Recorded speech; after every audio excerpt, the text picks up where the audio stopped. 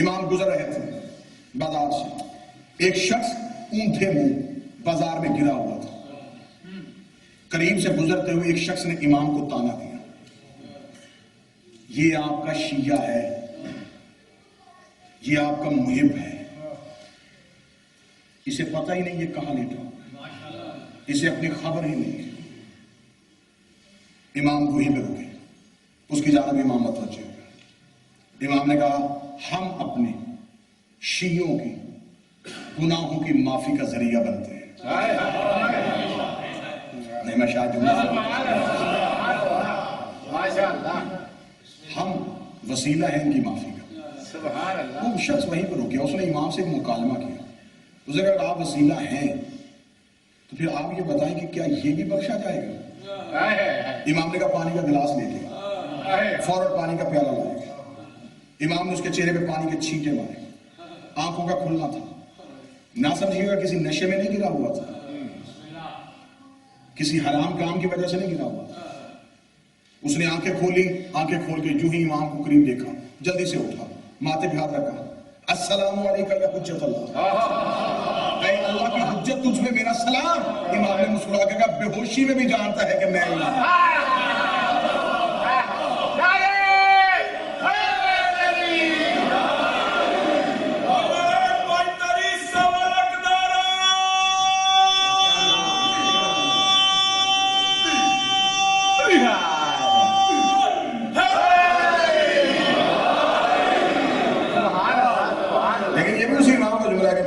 ہماری شرمندگی کا باعث تھا. ہم شجرہ طیبہ ہیں، تم درخت کے پتے ہو. ہمیشہ درخت کی پہچان پتے سے ہوتی ہے. پتا بتاتا ہے کہ درخت کس چیز کا ہے. مجھے بتائے بزرگ بیٹھے ہیں، کبھی کسی نے جڑ دے کے بتایا کہ کوئی ٹہنی نہیں دیکھتا، پتا بتا دیتا ہے درخت کس چیز. امام نے فرمایا شیعو تم ہمارے پتے ہو، تم بتاؤ گے کہ امام کیسا تھا. تم بتاؤ گے تمہارا امام کیسا. سبحان اللہ. موسیٰ والے سارے پار چلے گئے، فرعون والے سارے ڈوب گئے، اس لیے کہ ان کا امام اچھا تھا. انہوں نے امام کا چناؤ بہتر کیا تھا. ایک ایک نبی کی مثال دوں گا، ٹائم زیادہ ہو جائے گا. جناب نوح کی کشتی میں جو سوار ہوئے تھے سارے پار چلے گئے تھے، نجات کی کشتی میں آ گئے تھے. اور ایک نبی کا بیٹا تھا اور ایک اس کی بیوی تھی، چھوڑ گئے وہ نبی کو. بچ گئے تھے؟ کیا کہتا ہے قرآن؟ طوفان نے لے لیا انہیں، عذاب کے پانی میں آ گئے. بلکہ یہاں تک کتابیں لکھتی ہیں جو سیرت کی کتابیں، جناب نوح کے دور میں ایک غریب عورت رہتی تھی جس کا نام سالبیہ تھا. جب جناب نوح نے اعلان کیا تھا کہ میں کشتی بنا رہا ہوں تو یہ روز دروازے پہ آتی تھی پوچھنے کے لیے کہ کب بننی ہے آپ کی کشتی.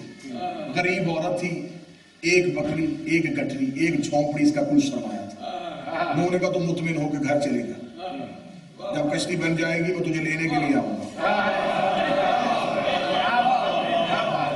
انتظار تو کرتی تھی، انتظار کر رہی تھی نجات کی کشتی کا. اس لیے میرے بار میں کمال دین واتمام میں نعمہ میں شیخ صدوق نے لکھا کہ میرا بارواں فرماتا ہے کہ میرے شیعوں میرا انتظار کرتے کرتے اگر مر بھی گئے افسوس کے ساتھ نہ مرنا، تمہارے مرنے کے بعد میں ظہور کیا، میں تمہاری قبر پہ تمہیں لینے کے لیے.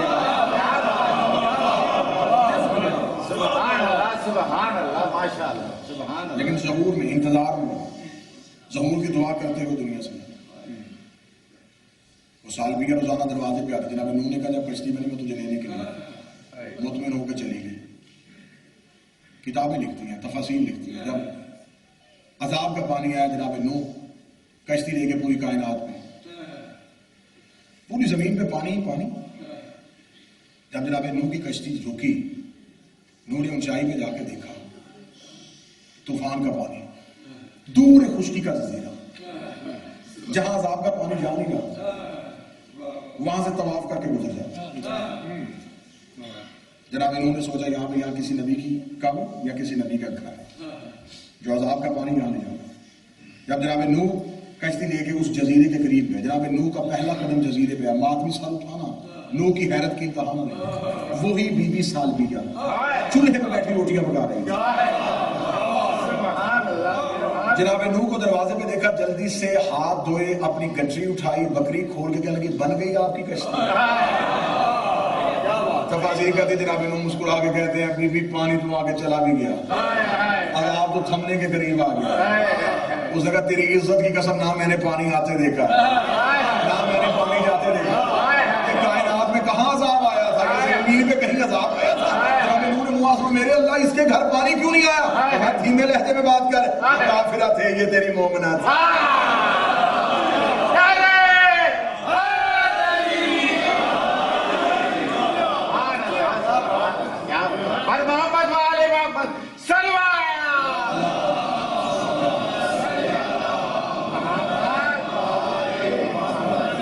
امام کا معصوم ہونا ضروری ہے, امام کا صاحب عصمت ہونا ضروری ہے, رہبر کا معصوم ہونا ضروری ہے.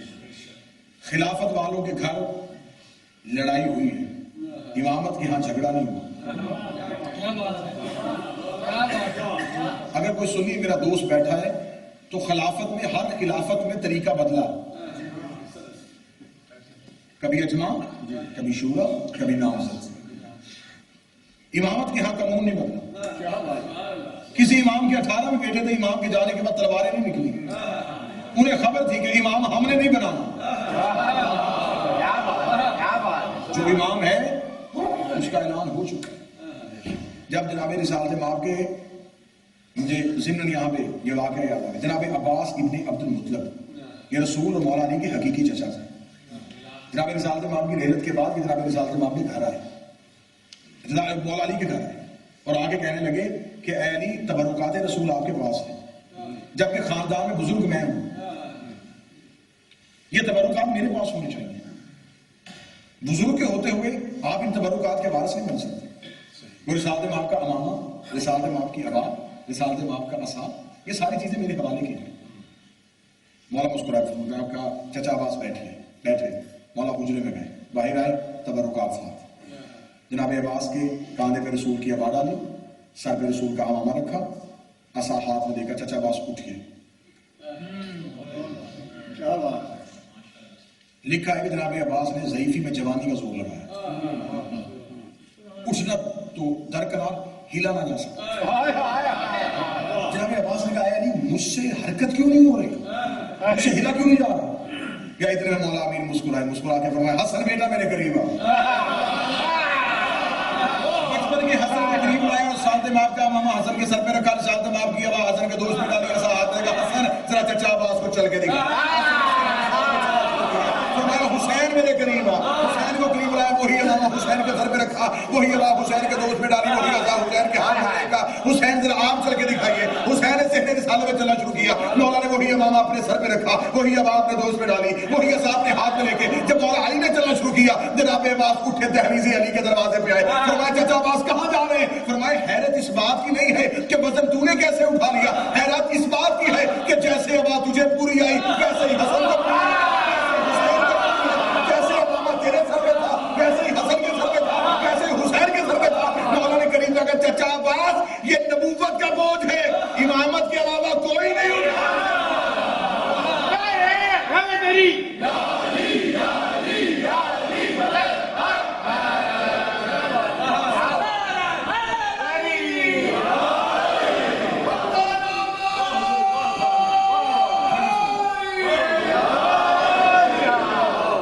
امامت کو منصب کی ضرورت نہیں ہوتی, امامت چیزوں کے ساتھ معتبر نہیں ہوتی. حکومت سہارا لے سکتی ہے, کسی باعزت کی جگہ پہ بیٹھ کے صاحب عزت نہیں بنا جا سکتا.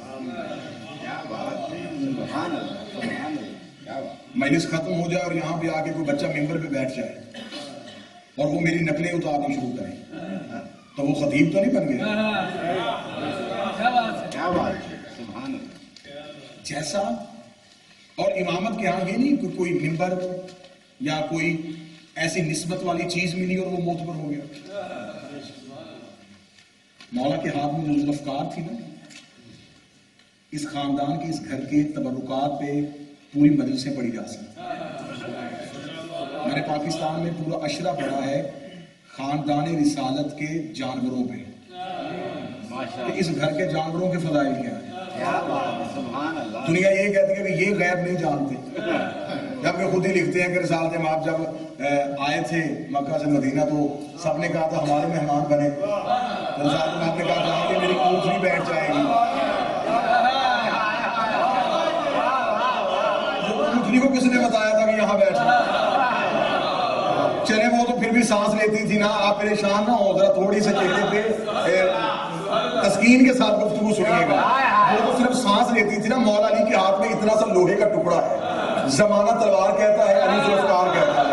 مجھے اس ممبر کی عزت کی قسم ہے، میں ثابت کرنے کے لیے تیار ہوں. کئی جنگوں پہ مولا علی ذوالفقار کو ہاتھ میں لے کے نہیں لڑتے تھے، مولا ذوالفقار کو ہوا میں چھوڑ دیتے تھے. ذوالفقار ہوا میں لہراتی ہوئی جاتی تھی، 3 گردنیں کاٹتی تھی، 4تھی چھوڑ دیتی تھی، مولا کے نوکر نے ہار مان کا مولا جب یہ ذوالفقار نیام سے نکلتی ہے، مولا یہ گردنیں چھوڑ کے کیوں چلتی ہے؟ فرمایا گردنیں چھوڑ کے نہیں چلتی، نسلیں دیکھ کے چلتی.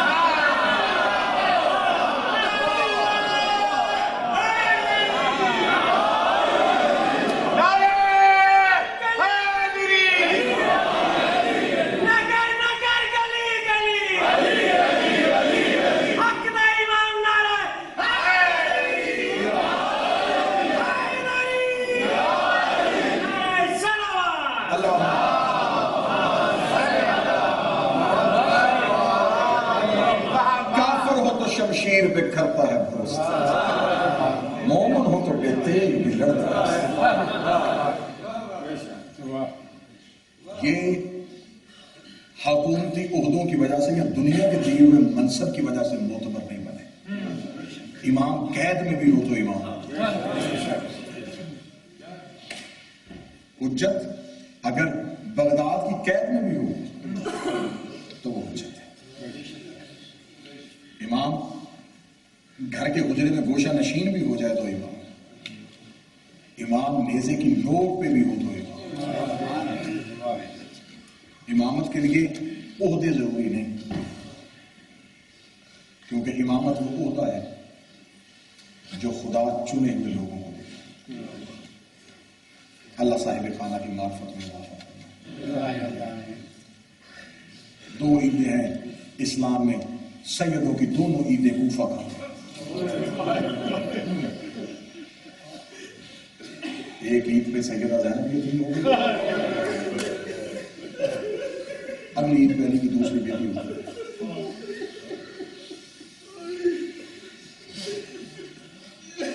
مسلمانوں نے موسم نہیں دیکھا سادات کو لوٹنے کا،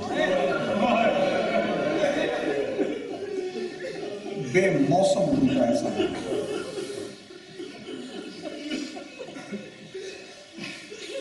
غیرت پروردگار، کل مسلمان حج پڑھنے کے لیے مکہ میں اتر رہے تھے اور حسین مکہ چھوڑ گئے. آسانی سے چھوڑا.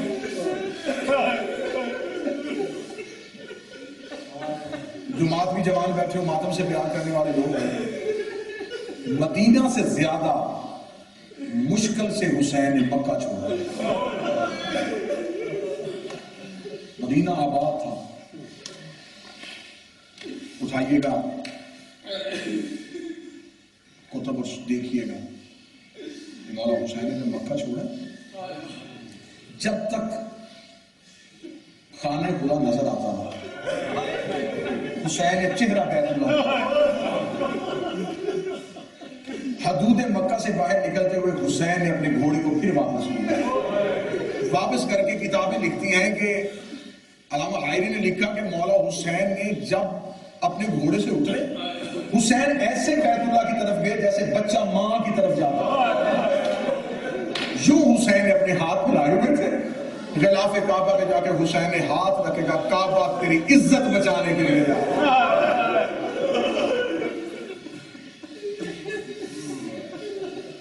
اب کوئی خبر نہیں حسین کعبے سے چمٹ گیا یا کعبہ حسین چل گیا. مشکل سے ودا ہوا حسین مکہ سے.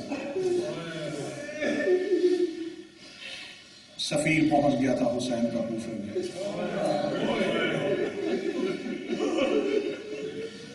آج بھی دنیا کا دستور ہے کسی بھی ملک میں کسی کا سفیر نہیں مارا جاتا.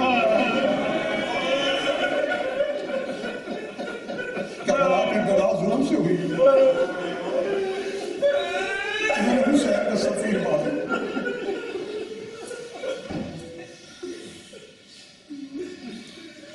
نماز پڑھائی جامع مسجد میں،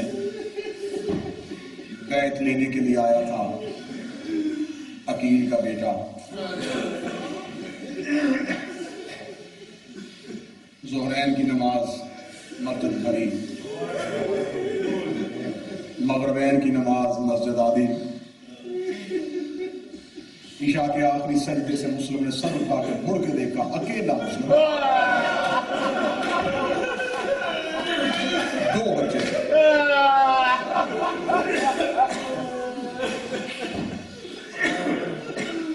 کوفے کی گلیوں میں رات کو 2 بیٹوں کے ساتھ کوفے کی گلیوں میں ایک مسافر رو کے کہہ رہا تھا میرا اللہ کوئی پردیس میں غریب نہ. کتنا دروازے بند ہو رہے تھے. یہ کتابیں لکھتی ہیں کہ ایک گھر میں مسلم گئے، فرمایا یہ میرے بیٹے سنبھال سکتے ہیں؟ ابن زیاد میں گورنر آ گیا ہے، کوفہ میں کوئی کسی کو پناہ دینے کے لیے تیار نہیں. اگلا جو جملہ کتاب میں لکھا ہے ساری رات شیعوں کے رونے کے لیے کافی ہے. جناب مسلم نے کہا میرا اس پردیس میں کوئی دوسرا گھر نہیں، چل میں تجھے اتنی درخواست کرتا ہوں تو رکھ نہیں سکتا اتنی دیر ان کو ہاتھ میں پکڑ جتنی دیر میں گلی کا موڑ نہ مڑا. جب میں گلی کا موڑ مڑ جاؤں پھر چھوڑ دیں. یہ جانے اور بقیہ والی زہرا جانے.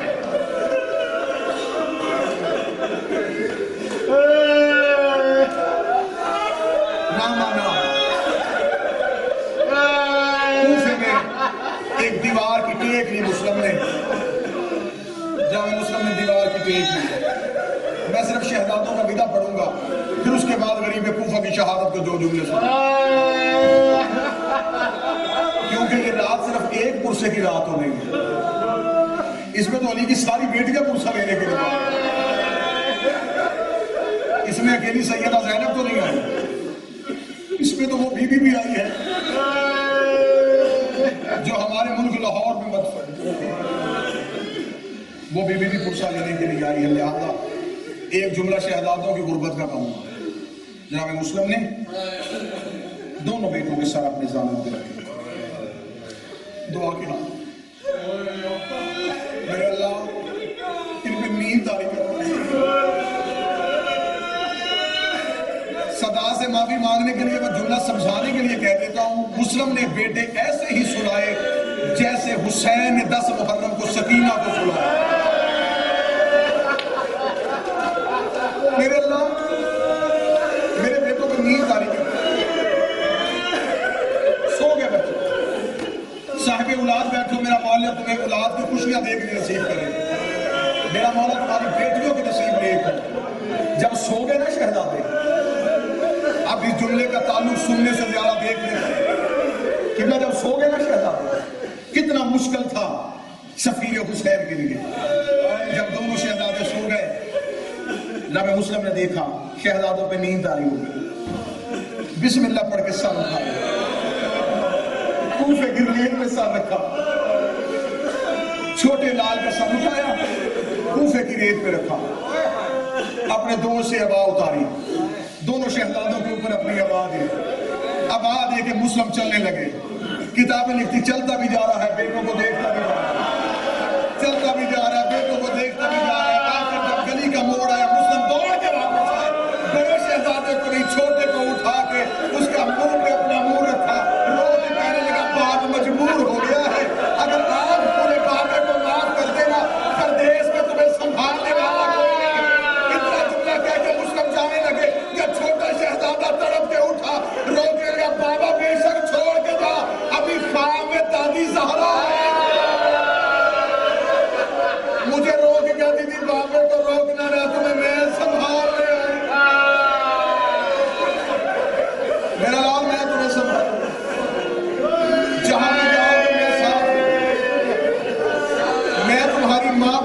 ہمارے ساتھ ہو.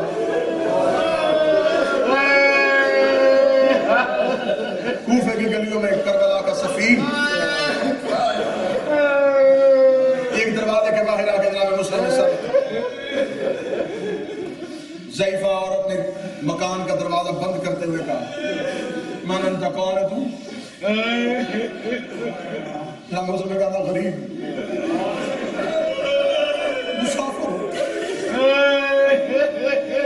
مسافر تو نہیں جانتا کہ کوفے کی حالات تبدیل ہو گئے. یہ کوفے میں کرفیو لگا ہوا ہے. یہ کوئی ٹائم ہے لوگوں کے دروازے میں بیٹھنے کا. جا اپنے گھر جا. جناب مسلم کی آواز آئی جس کا گھر کوئی نہ ہو. بند دروازہ پھر کھل گیا. ضعیفہ دے کے کہتے ہیں جا کے مسجد میں پناہ لے. مسلم نے کہا وہاں رہنے کوئی نہیں دیتا. کہنے کہ جہاں بھی جانا چاہتا ہے جا لیکن میرا دروازہ چھوڑ دے. جب کہنا میرا دروازہ چھوڑ دے جناب مسلم ہتھیلیاں زمین پہ لگا کے اٹھے. اٹھتے ہوئے مسلم کی زبان سے ایک جملہ نکلا مدینے والا رسول تیری اولاد کی قسمت. اتنا جملہ کہنا تو یہ عورت چیخ مارتی دروازے کے باہر. لوگ کہتے ہیں رک ابھی کس کا نام لیا ہے؟ فرمایا میں نے مدینے والے رسول کا نام لیا ہے. کہا کہ میں بھی اس کا کلمہ پڑھتی ہوں. مجھے بتا کہیں تو مسلم تو نہیں ہے. ہاں جس کو ڈھونڈا جا رہا ہے وہ مسلم ہے. مالا معاف کر دیں. قیامت والے دن جناب سیدہ سے میری شکایت نہ کرنا. جلدی آ جائے میرے گھر میں. کنیز کا گھر حاضر ہے. اپنے گھر میں لے کر بٹھانے کے لیے جگہ نہیں مل رہی. دینے کے لیے بستر نہیں مل رہا. دے کر ہی کہاں بٹھاؤں جنت کا مالک ہمارے گھر آ گیا. فرزند رسول فرزند حکیم اولاد رسول میرے گھر. کہاں میری قسمت. مہمان رہے جناب مسلم میں جلدی ختم کرو. دروازے پہ فوجوں کا شور آیا. جناب مسلم نے تلوار کو تیز کرنا شروع کیا. سامنے آ کے کھڑی ہو کے کہنے لگی نا عقیل کا بیٹا دروازے کے باہر نہ جا. مارنے والا زیادہ ہے تو اکیلا ہے. فوج کے لوگ زیادہ ہیں تو اکیلا ہے. جناب مسلم نے کہا میں تیرا شکریہ ادا کرتا ہوں. میں تیری جنت کا ضامن ہوں. تو نے اولاد رسول کا احترام کیا ہے. تو نے حجت کا احترام کیا ہے. تو نے امام کے سفیر کا احترام کیا ہے. تو نے امام کا احترام کیا ہے. میں تیرا شکریہ ادا کرتا ہوں لیکن مجھے باہر جانے دے. کہنے لگے نہیں مولا میں تمہیں باہر نہیں جانے دوں گی. اب جو سید بیٹھے مجھے معاف کر دینا. ساری رات رونے کے لیے جملہ کافی ہے. جناب مسلم نے کہا مجھے گلی میں جانے دے. اس نے کہا حالات خراب ہے. جناب مسلم نے کہا میری مجبوری ہے. اس نے کہا تیری مجبوری کیا ہے؟ جناب مسلم نے کہا میری رگوں میں ہاشمی خون ہے. ہماری غیرت گوارا نہیں کرتی کہ کسی پردہ دار کے گھر کوئی گیا کسی پردہ دار کے گھر کوئی فوجی آ جائے وہ قید کرنے کے لیے مجھے آئیں گے. تو غیرت مند مومنہ ہے. آؤ جناب مسلم سے پوچھو مولا مومنہ کی اتنی پرواہ تھی کہ اس کے گھر میں فوج آ جائے. شام غریبا تیری بہنوں کے خیموں میں حسین کے قاتل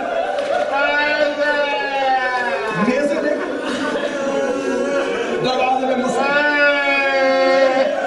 کوفے کی گلیوں میں ایسے جنگ کر رہا. لوگوں کو کبھی جعفر تیار یاد آتا کبھی حیدر کرار یاد آ رہا. کوفے کی گلیاں خیبر کا منظر پیش کر رہی تھی. بار بار فوج سپاہی اضافہ مانگا جا رہا. اس کا ایک مسلم کو لینے کے لیے جب آباد میں کتاب ہے. انہوں نے کہا یہ ہاشمی خون ہے. انہوں نے کہا پھر ہاشمی تلوار سے نہیں مارے جاتے دھوکے سے مارے جاتے. دیکھنے کی حد تک جملے کا تعلق ہے. مسلم فوجوں کا دفاع کر رہے تھے. کمینوں نے پیچھے گڑھا کھودنا شروع کیا. آگے سے فوج کا حملہ پڑا.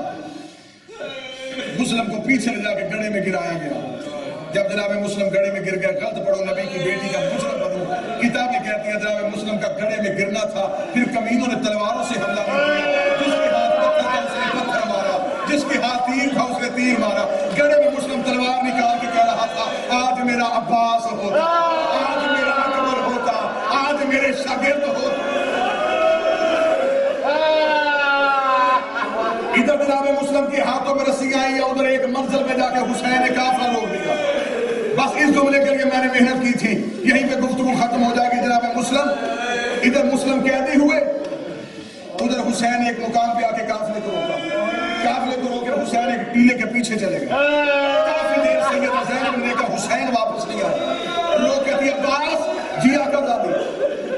تجھے میں نے سارے سفر میں کہا تھا حسین کو تنہا نہ چھوڑا تھا، زمانہ میرے حسین کا دشمن ہے، مجھے ابھی دروازے پہ لگی آگ نہیں بھولی، مجھے ابھی بابے کا سر نہیں بھولا، کافی دیر ہوگی میرا حسین تنہا کہیں چلا گیا ہے۔ جناب عباس نے حسین کے گھوڑے کے قدموں کے نشانوں پہ اپنے گھوڑے کو چلایا، دور دیکھا ریت کے ٹیلے کے پیچھے بیٹھے مولا حسین سر سے امامہ اتار کر جناب عباس کو آتے دیکھا، مولا نے جلدی سے امامہ اپنے سر پہ رکھا، مولا حسین نے اپنی آنکھ سے آنسو صاف کیے، ادھر حسین آنسو صاف کر رہے تھے کہ جناب عباس کے دونوں ہاتھ حسین کے قدموں پہ آئے، رو کے کہہ لگے آنسو چھپانا، سچ بتا رلایا کسی، مولا آپ روئے کیوں ہے؟ جناب حسین نے کہا نہیں عباس چلے قافلہ لے کے چلے، مولا مجھے بتا کیوں روئے ہیں؟ ماتمیوں عباس پوچھتے رہے، حسین ٹالتے رہے، عباس پوچھتے رہے، حسین ٹالتے رہے، یا مولا حسین نے آگے کہا اچھا جناب عباس نے کہا مولا آپ نہیں بتاتے، صرف اتنا بتائیں آپ کی ماں نے میری دعا کیوں مانگی تھی؟ اس لیے مانگی تھی نا میں تیرے گھر کا نگران بنوں گا، مولا میں تیری فوج کا علمدار ہوں، مولا مجھ سے کیوں چھپا رہے ہیں؟ مولا حسین نے کہا عباس بات چھپانے کی نہیں، میرا لال میں تمہیں اس لیے نہیں بتاتا، میں ہوں بابے کے صبر کا وارث، تو ہے میرے بابے کے جلال کا وارث، عباس تو حوصلہ کرے گا؟ اتنا جملہ کہنا تھا، عباس تو حوصلہ کرے گا؟ مولا حسین کے قدموں میں بیٹھ کے راضی رو کے لگا مولا مجھے اتنا بتا میں نے صبر کرنے کی ضرورت 19 رمضان میرے بابے کے سر پہ ضرب لگی، میں منتیں کر کے کہتا رہا کہ قاتل موجود ہے مجھے میری تلوار دے، تو نے کہا عباس حوصلہ، مولا میں چپ کر گیا، مولا 28 سفر کو جنازے پہ تیر لگتے رہے، میں رو کے کہتا رہا مجھے میری تلوار دو، تو نے کہا عباس حوصلہ، مولا میں چپ کر گیا، مولا دربار میں تیرے سر کا نام لیا گیا، میں تلوار نکال کے کہتا رہا انگلی